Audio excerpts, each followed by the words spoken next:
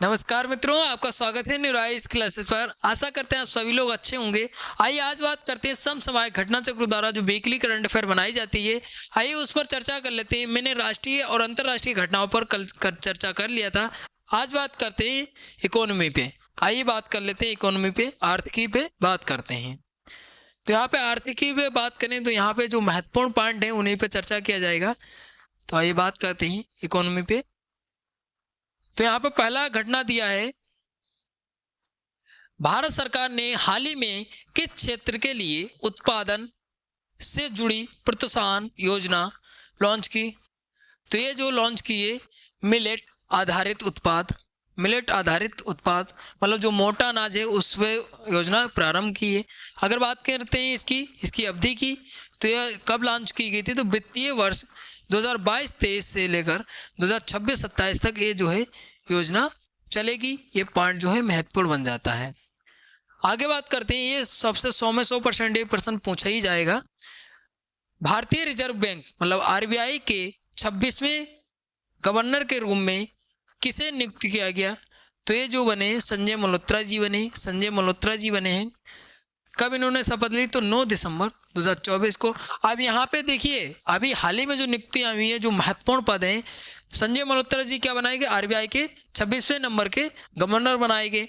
और ये देखिए साथ से ही आप याद कर लीजिए, S3 याद रखिएगा। S3 कैसे याद रखेंगे, तो यहाँ पे अगर बात करते हैं तो S3 जैसे अगर बात करते हैं 51 नंबर के जो मुख्य न्यायाधीश बनाए गए हैं, मुख्य न्यायाधीश सर्वोच्च न्यायालय के, वो संजीव खन्ना जी बनाए गए। संजीव खन्ना जी बनाए गए हैं, ठीक है, संजीव खन्ना। अगर बात करते हैं जो नियंत्रक महालेखा परीक्षक बनाए गए हैं, नियंत्रक महालेखा परीक्षक जो बनाए गए हैं वो कौन बनाए गए हैं, तो यहाँ पे महत्वपूर्ण हो जाता है परीक्षक। तो वो भी जो है कौन बनाए गए, संजय मूर्ति जी बनाए गए। के संजय मूर्ति जी बनाए गए हैं, के संजय मूर्ति जी। तो यहाँ पे देखिए पॉइंट जो है महत्वपूर्ण बन जाता है। यहाँ पे देखिए तीनों नियुक्तियां महत्वपूर्ण है। अगर पूछ लिया जाए आरबीआई के गवर्नर तो संजय मल्होत्रा जी बनाए गए। अगर 51 नंबर के मुख्य न्यायाधीश पूछ लिया जाए तो संजीव खन्ना जी बनाए गए। नियंत्रक महालेखा परीक्षक जो बनाए गए के संजय मूर्ति जी बनाए गए। तो यहाँ पे महत्वपूर्ण पद है, यहाँ से 100 में 100% एक प्रश्न पूछा जाएगा। S3 याद रखिएगा। आगे बात करते हैं, आगे बात करें महत्वपूर्ण पॉइंटों पर। तो यहाँ पे बात करते हैं संजय मल्होत्रा ने आरबीआई गवर्नर के तौर पर किसकी जगह ली। ये जो है शक्तिकांत दास जी का स्थान लिया। ये कौन से नंबर के, तो 25वें नंबर के आरबीआई के गवर्नर थे, याद रखिएगा। आगे बात करते हैं उद्योग संवर्धन आंतरिक व्यापार विभाग द्वारा भारतीय स्टार्टअप्स में निवेश मेंटरशिप के लिए किसके साथ साझेदारी की। तो ये जो है फ्लिपकार्ट के साथ की है। किसके साथ साझेदारी की, तो फ्लिपकार्ट के साथ की है। आगे बात करते हैं बीमा सखी योजना किसने लॉन्च की। तो ये लॉन्च किए अपने माननीय प्रधानमंत्री श्री नरेंद्र मोदी जी ने की है, याद रखिएगा। आगे बात करते हैं ये योजना किसकी पहल है, तो ये जो है भारतीय जीवन बीमा निगम मतलब LIC का पहल है, याद रखिएगा। इस योजना के लिए किस आयु वर्ग की महिलाओं को पात्र माना गया। तो ये किसको माना गया, तो ये जो है 18 से लेकर 70 वर्ष की महिलाओं को पात्र माना गया है, याद रखिएगा। आगे बात करते हैं इस योजना के तहत अगले 1 वर्ष में कितनी महिलाओं को बीमा सखी के रूप में नामित करने का लक्ष्य रखा गया। तो ये जो है 1 लाख महिलाओं को, कितना, तो 1 लाख महिलाओं को। ये पॉइंट जो है महत्वपूर्ण बन जाता है। ये पूछा जा सकता है, एज पूछी जा सकती है और ये वाला पॉइंट जो है पूछा जा सकता है। आगे बात करते हैं आरबीआई ने डिजिटल धोखाधड़ी को रोकने के लिए कौन सा मॉडल पेश किया।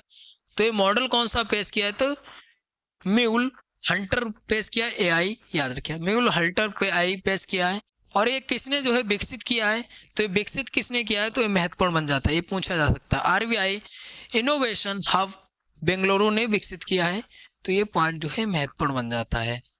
आगे बात करते हैं UBS रिपोर्ट के अनुसार वर्तमान में भारत में कितने अरबपति हैं।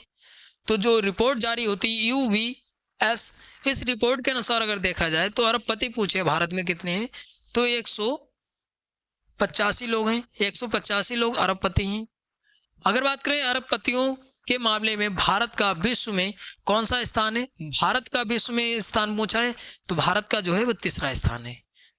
कौन सा है, तो तीसरा स्थान है। अगर पहले और दूसरे स्थान की बात करें तो पहले और दूसरे स्थान पे जो आता है वो चीन और यूएसए आता है, तीसरे स्थान पे अपना भारत है। अगर इकोनॉमी में पूछा जाए तो इकोनॉमी में 5वें नंबर पे आता है भारत, याद रखिएगा। और तीसरी नंबर पे आने के लिए जो है भारत लगातार जो है कार्य कर रहा है, याद रखिएगा। आगे बात करते हैं, सेबी ने किस कंपनी पर 9 लाख का जुर्माना लगाया, तो ये जो है किस कंपनी पर लगाया, रिलायंस सिक्योरिटीज पर लगाया है, रिलायंस सिक्योरिटीज पर लगाया है। रिलायंस सिक्योरिटीज पर यह जुर्माना क्यों लगाया गया, तो ये जो लगाया गया है बाजार नियमों, स्टॉक ब्रोकर नियमों का उल्लंघन इसलिए लगाया गया है। आगे बात करते हैं, कितने राज्यों में प्राथमिक कृषि ऋण सहकारी समितियों के स्तर पर गोदाम बनाए गए, तो ये जो है कितने राज्यों में बनाए गए, तो ये जो है 11 राज्यों में बनाए गए, 11 राज्यों में बनाई गई।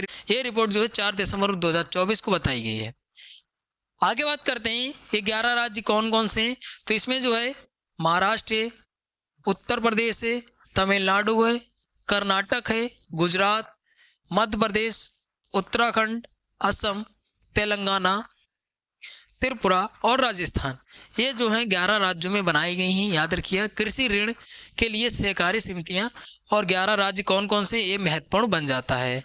आगे बात करते हैं, पायलट चरण में कुल भंडारण क्षमता कितनी हासिल की, तो 9,750 मीट्रिक टन।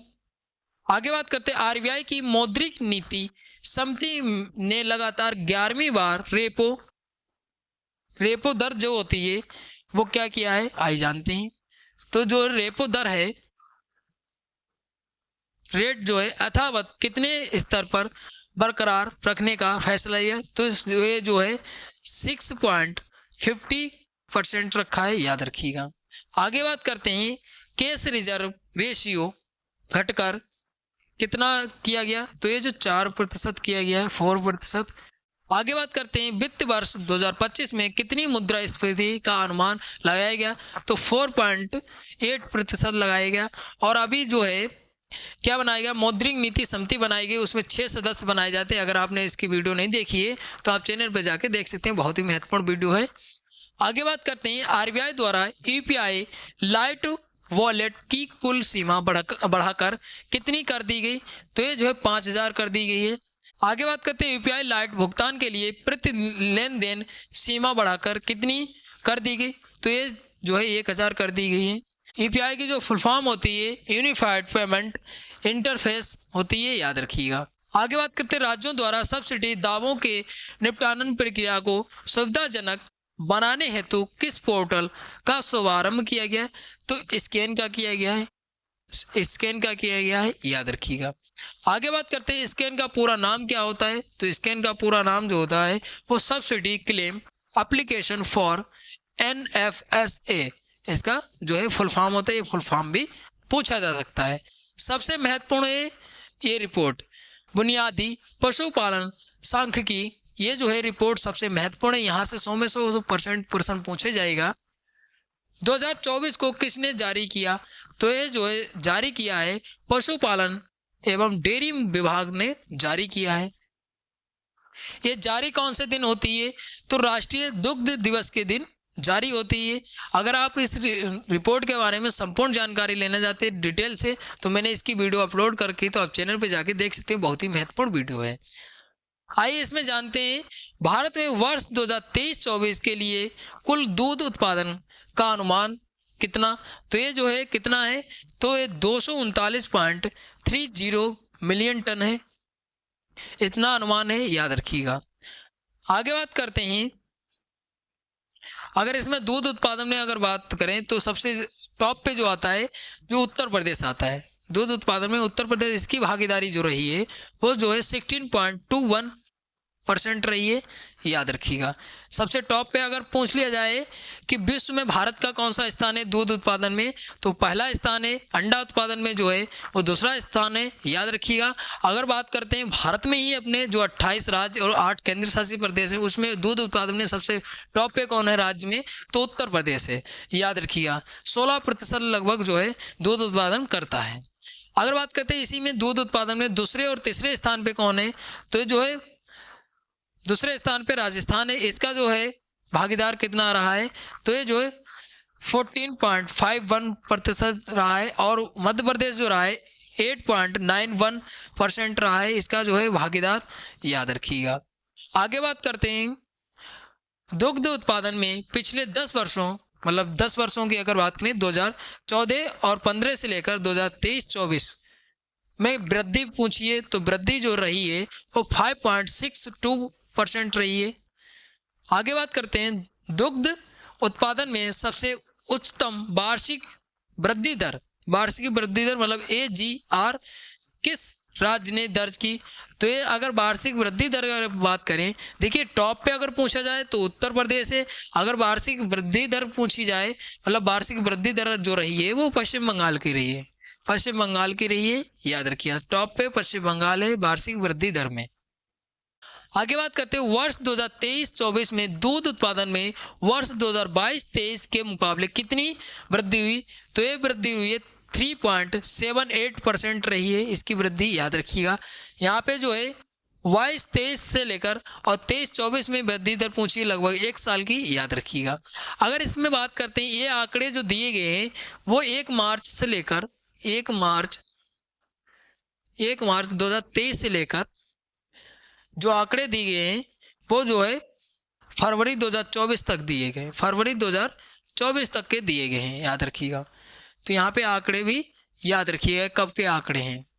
आगे बात करते हैं भारत में वर्ष 2023-24 के लिए अनुमानित अंडे का उत्पादन कितना, तो अनुमानित अंडे का उत्पादन जो है 142.77 बिलियन अंडे, तो याद रखिएगा। आगे बात करते हैं वर्ष 2023-24 के लिए सबसे ज्यादा अंडा उत्पादक राज्य कौन सा, तो आंध्र प्रदेश है, आंध्र प्रदेश ही, याद रखिए। इसका भागीदार कितना है ये आंध्र प्रदेश, तो 17.85% है, याद रखिएगा। आगे बात करते हैं पिछले 10 वर्षों में अंडे उत्पादन में कितनी वृद्धि हुई, तो ये वृद्धि जो हुई है 6.8% रही है, 6.8% रही है, याद रखिएगा। आगे बात करते हैं अंडे उत्पादन में उच्चतम वार्षिक वृद्धि दर। देखो वार्षिक वृद्धि दर पूछ ली जाए या सबसे ज्यादा उत्पादन में कौन करता है, तो अलग अलग बन जाता है प्रश्न। तो अगर वार्षिक वृद्धि दर पूछ ली जाए तो लद्दाख है टॉप पे, कौन सा है, तो लद्दाख टॉप पे है। ये पॉइंट जो है महत्वपूर्ण बन जाता है, याद रखिएगा।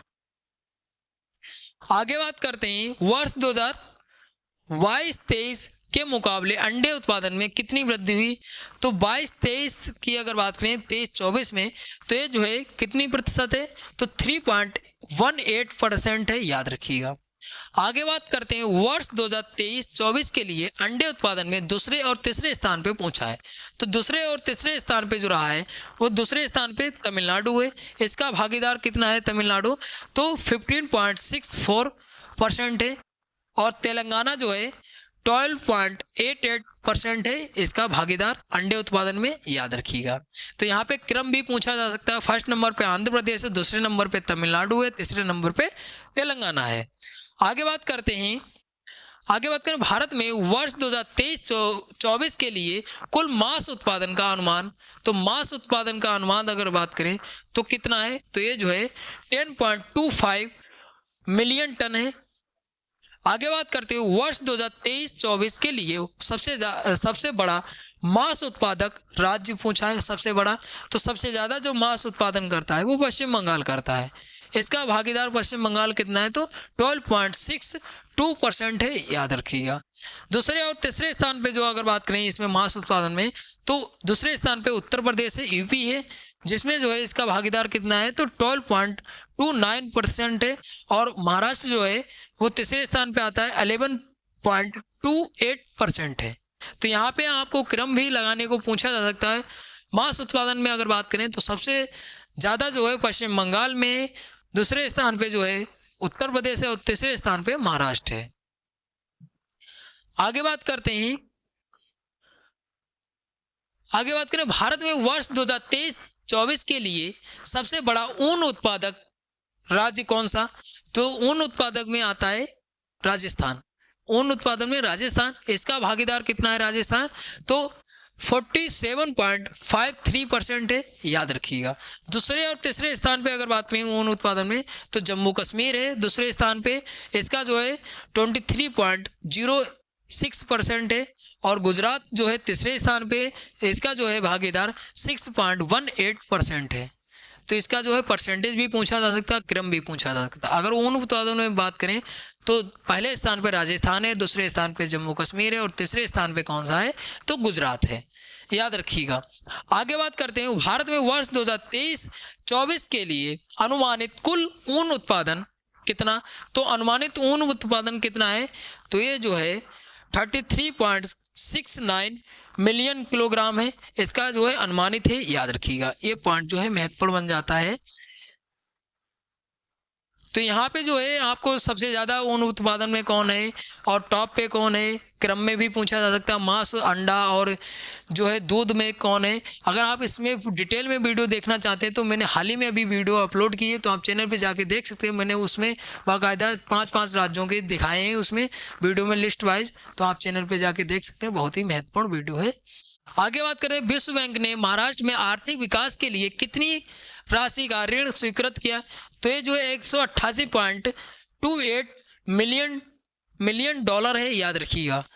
आगे बात करते हैं, ये ऋण किसके आर्थिक विकास में सहायता के लिए दिया गया? तो ये जो है पिछड़े जिलों के लिए ऋण दिया गया है, मतलब विकास करने के लिए उसमें ऋण दिया गया है। किसके द्वारा? तो विश्व बैंक के द्वारा। अगर इसमें बात करते हैं भुगतान की, तो भुगतान अवधि जो है महाराष्ट्र को कितने वर्ष में चुकाना होगा? तो 15 वर्ष में महाराष्ट्र को ये भुगतान चुकाना होगा, मतलब भुगतान करना पड़ेगा ये ऋण का, याद रखिएगा। आगे बात करते हैं, ये ऋण किस संस्था द्वारा प्रदान किया गया? तो ये जो है किसके द्वारा? तो अंतर्राष्ट्रीय पुनर्निर्माण विकास बैंक के द्वारा प्रदान किया गया है, याद रखिएगा। और कितने वर्ष में चुकाना पड़ेगा, कितना ऋण है, ये पॉइंट जो है महत्वपूर्ण बन जाता है। तो यहाँ पे मैंने चर्चा किया है इकोनॉमी पे, आर्थिकी पे चर्चा किया है। राष्ट्रीय अंतर्राष्ट्रीय घटनाएं मैंने पहले ही चर्चा कर लिया था, और मैंने इकोनॉमी पे चर्चा किया है। आशा करते हैं आपको वीडियो अच्छी लगी तो लाइक शेयर कमेंट करिए। अगर कोई डाउट बचता है तो आप कमेंट करके पूछ सकते हैं। मिलते हैं अगली वीडियो में, तब तक के लिए धन्यवाद।